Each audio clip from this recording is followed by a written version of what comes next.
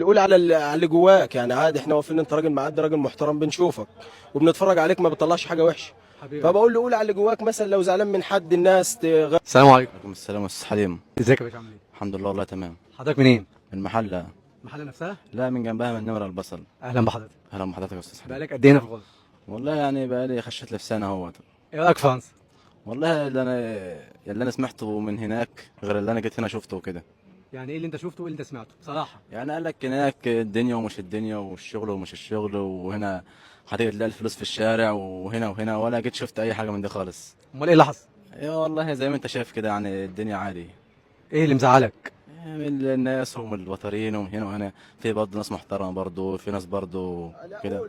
مش كله يعني بطارين زي بعضها. يا باشا قول اللي جواك عليه. يعني في بطل مثلا تقدر تشغلك من الساعة 7:30، تطلعك الساعة 7، ويدوك مثلا يومية زي الزفت مش حلوة، ومش تقدير. يقول لك انت في مصر بيحسبوها لك، انت كنت تعملهم في مصر. تعالى يا باشا كده بعدين، عاوز تقول ايه؟ تعالى. طب تعالى بس، تعالى. طب تعالى هنا اهو. طب تعالى بس هنا اهو. اتفضل بس يا باشا. انت عمال تقول له قول.